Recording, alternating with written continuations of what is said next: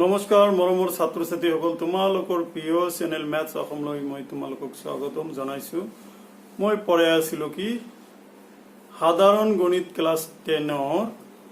ত্ৰিকোণমিতি পৰিচয়ৰ অধ্যায়টো পঢ়াই আছিলো। আজি আমি এই অধ্যায়টোৰ 2 নম্বৰ পাঠটো আৰম্ভ কৰিবলৈ ওলাইছো। ওকে, তেতিয়াহ'লে আমি এই পাঠটোত কি পঢ়িম যে ত্ৰিকোণমিতিৰ কিছুমান সূত্ৰ আছে, প্ৰাথমিক কিছুমান ফৰ্মুলা আছে, প্ৰাইমাৰী ফৰ্মুলা, সেইখিনি জানিব লাগিব। সেইখিনি আগত পঢ়াই তাৰপিছত আমি কিহত যাম, হেৰিত যাম, তাৰপিছত আমি অনুশীলনী যাম। কাৰণ কি তোমালোকৰ এইটো নিউ চেপ্টাৰ, গতিকে এইটো পুংখানুপুংখৰূপে জানিহে তাৰপিছত আমি অনুশীলনী যাব লাগিব। নহ'লে কিন্তু তোমালোকে বুজি নাপাবে। এনেই পেৰটৰ নিচিনা খালি পেৰট যেনেকৈ যি শিকোৱা সেইটোৱে কৈ থাকে সেনেকুৱা হ'ব, এনেকুৱা নহয়। মোৰ ক্লাছত তোমালোকে বুজি পাবা আৰু লগে লগে নিজেও কৰিব পাৰিবা, তেতিয়াহে তোমালোকে জানিব পাৰিবা। অ'কে, ঠিক আছে। তেতিয়াহ'লে লাষ্ট ক্লাছত আমি এটা মেজিক দেখাই দিছিলো কিহৰ, ত্ৰিকোণমিতিৰ ওপৰত লকা ভকা লব। তাৰ মানে কি ত্ৰিকোণমিতিৰ যে 6টা অনুপাত আছে, সাইন, কস, টেন, কট, সেক এণ্ড কসেক, এই 6টা অনুপাতৰ বাহুৰ অনুপাতবোৰ মনত ৰখাৰ কাৰণে আমি কি শিকাই দিছিলো তোমালোকক, মই কি শিকাই দিছিলো, এটা মেজিক শিকাই দিছিলো। এই মেজিকটা হল কি লকা ভকা লভ, 3টাৰ মেজিক। সাইন, কস, টেন, টেনৰ বিপৰীত হল এইটো, তাৰপিছত চেক, এইটোৰ বিপৰীত হল চেক, আৰু কসেক লাষ্টটো হল ফাৰ্ষ্টৰ বিপৰীত। বিপৰীত মানে ওলোটাই দিবা হৈ যাব। তেতিয়াহ'লে এইখিনি লৈ আমি কি পঢ়লো, সাইন এ ইকুৱেল টু লক মানে লম্ব বাই কৰ্ণ কৰিছিলো। তাৰপিছত কস এ ইকুৱেল টু কি হ'ব, লক ভক ভূমি, দেখা কিমান ইজি হৈ গৈছে, কেতিয়াও জিন্দিগীত তোমালোকৰ ভুল নহব। কৰ্ণ, অকে, টেনৰ কি আছিল, ten a equal to love লম্ব বাই ভূমি, অকে, লম্ব বাই ভূমি কৰিছিলো। তাৰপিছত কট, কটটো মই কি কৈছিলো, লক ভক লভ, লভৰ বিপৰীত ভল হব, ভল মানে ভূমি বাই কি, এইকণ ভাবে কি লৈছো, ভূমি বাই লম্ব, অকে। তাৰপিছত চেক, চেকটো কি শিকাইছিলো মই, মন কৰাচোন, ইয়াৰ বিপৰীত। ইয়াতে কি আছে, ক ভ হব, ক ভ মানে কৰ্ণ বাই ভূমি হব, অকে। লাষ্ট ওৱান কি শিকাইছিলো, কসেক, কসেকটো হল কি এইটোৰ বিপৰীত, কসেক কি হব, কৰ্ণ বাই, তোমালোকৰ চিৰিয়ালি হেৰিটো মনত ৰাখিলে হল, কৰ্ণ বাই লম্ব। এই হল আমাৰ ত্ৰিকোণমিতিৰ মেজিক মতে 6টা অনুপাত। এই 6টা অনুপাতৰ পৰা আমি কেইটামান প্ৰাথমিক ফৰ্মুলা আমি পাম, অকে। সেই প্ৰাথমিক ফৰ্মুলা কেইটা এতিয়া আমি পঢ়িবলৈ যত্ন কৰিম, অকে। ঠিক আছে, দেখা এইটোৰ পৰা আমি ইজিলি ফৰ্মুলা কেইটা পাবলৈ যত্ন কৰিম। দেখা, আৰু এটা কথা তোমালোকে এইখিনিতে তোমালোকক কৈ থৈ দিওঁ, ত্ৰিকোণমিতি সকলো সময়তে কিন্তু সমকোণী ত্ৰিভুজতহে প্ৰযোজ্য হ'ব, অকে। ইয়াতে এইটো ভূমি, এইটো লম্ব, এইটো কৰ্ণ, কৰ্ণৰ বিপৰীত হল সমকোণ, সমকোণৰ বিপৰীত হল কৰ্ণ, অকে। আচ্ছা, এইটো হল। এতিয়া চোৱা আমি ইয়াৰ পৰা কেইটামান সূত্ৰ জনাৰ কাৰণে প্ৰয়াস কৰিম, অকে। ঠিক আছে, তেতিয়াহ'লে আমি হেৰিত যাওঁ, যে কেইটামান প্ৰয়োজনীয় সূত্ৰ আমি আলোচনা কৰিবলৈ ট্ৰাই কৰো। ধৰা আমি কি লিখিছিলো, এইখিনিতো ঠিকে আছে বাৰু, এইখিনি তোমালোকক মোৰ কাৰণে মই ৰাখি দিছো। এইখিনি ইয়াতে ধৰা সাইন এ মানে কোণ এ ইকুৱেল টু আমি কি লিখিব পাৰো, এনেকৈ লিখো, কি হব, এইটো ওলোটাই দিওঁ, ওলোটাই দিলে কি হব, কৰ্ণ বাই কি হব, লম্ব, কৰ্ণ বাই লম্ব লিখো। চোৱাচোন, ওলোটাই দিলে আমি ৰাফ কৰি চাওঁ, ওৱান বাই এইটো লিখাৰ অৰ্থ হল কি, এইটো হেৰি কৰা, এইটো ওলোটাই দিলে এইটো কি হব, তলতটো ওপৰত যাব, ওপৰতটো তলত আহিব, হলনে। এইটো অনৰ লগত এইটো পুনকলিটি হয়, গতিকে এইটো লিখিব পাৰো নে নাই, সাইন এ ইকুৱেল টু 1 বাই কৰ্ণ বাই লম্ব লিখিব পাৰো। কিন্তু কর্ণ বাই লম্বটন কি কর্ণ বাই লম্ব মানে কি পাইছো কর্ণ বাই লম্ব মানে কসেক এ এতিয়া বুঝি পাইছা sine A equal to cosec A হয়নে সাইন এ সমান সমান কসেক এ কলে এইটো কিন্তু এটা সূত্র এইটো নাম্বার 1 ইয়াক আমি বজ্র পূরণ কৰি দিয়া ইয়াতে ধৰা সাইন এ হল সাইন এ আছে এতিয়া যদি আমি ইয়াক বজ্র পূরণ কৰি দিও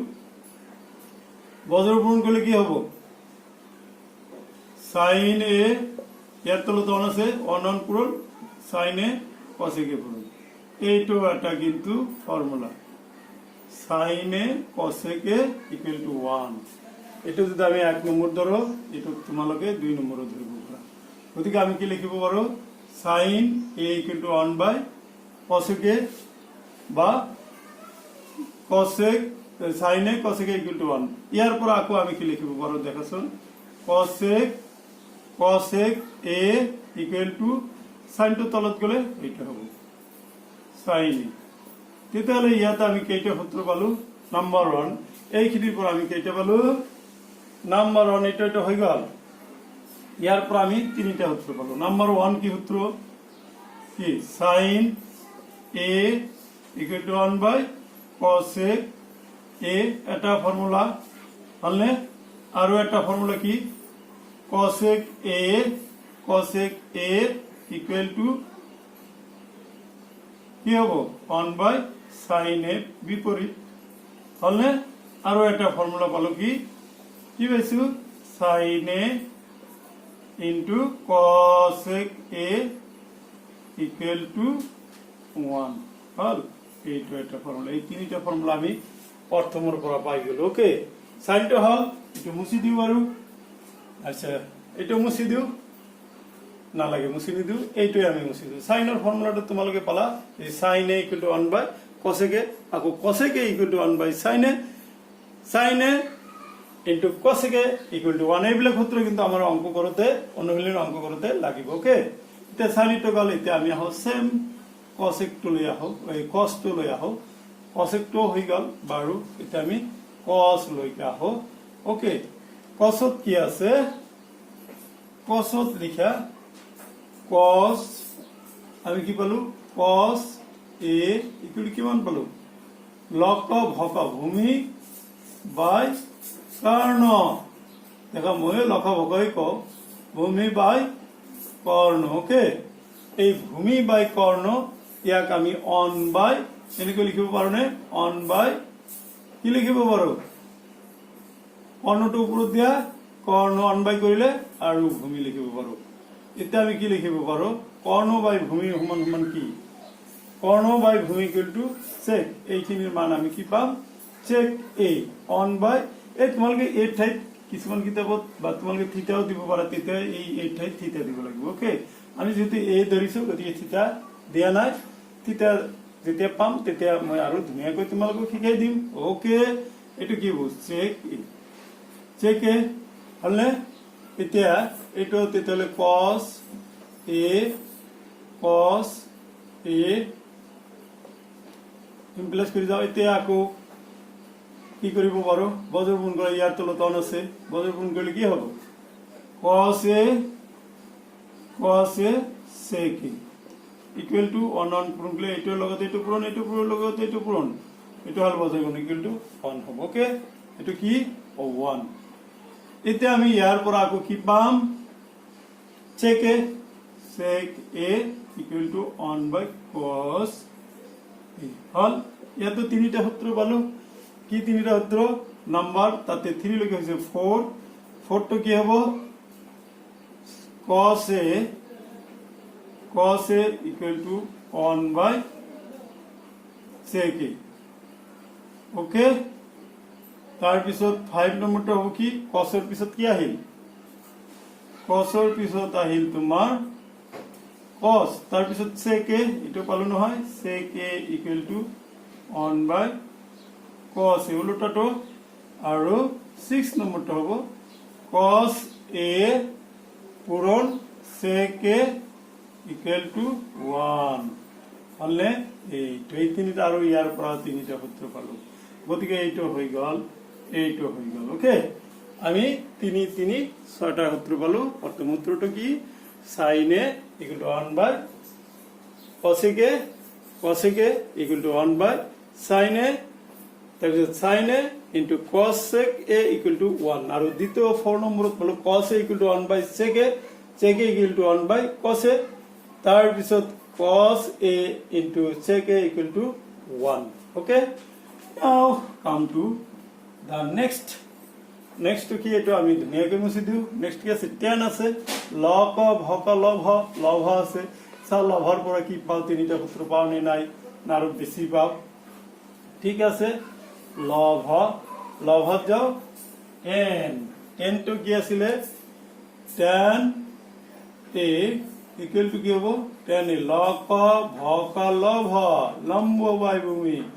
একেবাৰে ইজি হৈ গৈছে লম্ব বাই ভূমি ইয়াক আমি কি লিখিব পাৰো লম্ব বাই ভূমি ইয়াতে tan a equal to কি লিখিব পাৰো লম্ব বাই ভূমি on by এটো উল্টাই দিবা দেই ভূমিটা উপৰত দিবা on by দিলে i by লম্ব হলে 10 by লম্ব ইয়াতে তেতিয়াহলে কি হ'ব tan a equal to what on by ভূমি বাই লম্বত কি হয় ভূমি বাই লম্বত cot হয় গতিকে tan a equal to on by cot a ইয়াত আমি আকৌ বজ্ৰপুৰ আগৰ নিচিনা কৰা tan a cot a equal to what 1 হ'ব okay tan a cot a 1 হৈছে নহয় এতিয়া চোৱা এতে কি হ'ব আমাক সেম আগৰ নিচিনা cot a টো বাফনে ৰাখি দিও এটোৰ লগত পূৰণ আছে গতিকে এটো তলত যাব পূৰণ থাকিলে তলত যায় হৰণ থাকিলে পূৰণ হয় এইটোই নিয়ম হয়নে পক্ষান্তৰ কৰা এইটোই নিয়ম যোগ থাকিলে বিয়োগ হয় বিয়োগ থাকিলে যোগ হয় হলে এতিয়া তেতিয়ালে ইয়াত আমি 7 নম্বৰ সূত্ৰটো কি পালো tan a equal to 1 by cot a okay তাৰপিছত 8 নম্বৰটো কি পালো cot a equal to 1 by tan a okay তাৰপিছত 9 নম্বৰটো কি পালো tan a cot a equal to 1 okay tan a cot a equal to 1 এই 9টা সূত্র আমি পালো নহয় সূত্র 9টা আমি কেনেকৈ পালো এটো কিন্তু জানিব লাগিব এই সূত্র কেটা জানিলেহে তুমি অনুশীলনীৰ অংক পাবা ওকে গতিকে আমি এই সূত্র কেটা পাই গলো ওকে নাও come to another formula that is দেখাছন আৰু কিবা সূত্ৰ পোৱা যায় নেকি আমি আৰু দুটা সূত্ৰ ইয়াৰ পৰা পাম এটো tan আৰু cos ৰ পৰা আমি আৰু দুটা সূত্ৰ পাম tan ৰ হেৰিটো কি tan ৰ তো কি আছে দেখা tan equal to এটো হৈ গল মুছি দিও tan equal to কি পাইছিলো লম্ব বাই ভূমি পাইছিলো এটো হল tan ৰ পৰা সো আৰু দুটা সূত্ৰ পাম কেনেকৈ পাম tan ৰ পৰা এটা পাম আৰু cot ৰ পৰা এটা পাম সো ইয়াতে tan equal to এটো আছে নহয় লম্ব বাই ভূমি আছে ইয়াৰ লম্বৰ তলত কৰ্ণ দিও তলে উপৰে একে বস্তু দি ভাগ কৰিলে কিন্তু মানৰ কোনো পৰিৱৰ্তন নহয় তাৰপিছত ভূমি বাই কৰ্ণ হৈছে ভূমি বাই কৰ্ণত কি হ'ব এই যে এটো আমি একে বস্তু তলে ভাগ কৰিছো এটো কি লম্ব বাই ভূমি লক কি হয় sin a বাই এটো কি cos a চাইছে tan থিটা তেতিয়ালে 9 নম্বৰ 10 নম্বৰ সূত্ৰটো কি হ'ব tan a equal to কি হ'ব sin a by cos a hall sin a by cos a tan থিটা ঠিক হেনেকৈ আমি ইয়াৰ বিপৰীত tan ৰ বিপৰীত হল cot বা এনেকৈ লিখিব পাৰো cot টো আমি কেনেকৈ লিখো ইয়াতে পাৰো আমি cot টো বনাই দিও এটা হল 10 নম্বৰ এতিয়া আমি cot এ ইকুৱেল টু আমি কি পাওঁ কট মানে কি ভূমি বাই লম্ব হলনে লম্ব এতিয়া কথা হল ভূমি হলনে ভূমি এইটো হলো হল কি কর্ণ তাৰপিছত লম্ব আছে কৰ্ণ দি তলে উপৰে ভাগ কৰিলো বাই কৰ্ণ মানতো কোনো হেৰফেৰ নহব চোৱাচোন আমি এইখিনি কি পালো ভূমি বাই কর্ণ ভকা কি হয় কস কস এ এটা কি হব লক লম্ব বাই কর্ণ সাইন এ নিশ্চয় তোমালোকে বুজি পাইছা গতিকে 11 নম্বৰৰ ফৰ্মুলাটো কি পালা তোমালোকে ফৰ্মুলা খিনি এটা কাগজত লিখি যত পঢ়া টেবুলৰ আগত এনেকৈ মাৰি থৈ দিবা তিৰিকোণ আৰু ফৰ্মুলা পাবা এইখিনি তেতিয়াহলে তোমালোকৰ ইজি হৈ যাব বুজি পাইছা মই তিৰিকোণত একেবাৰে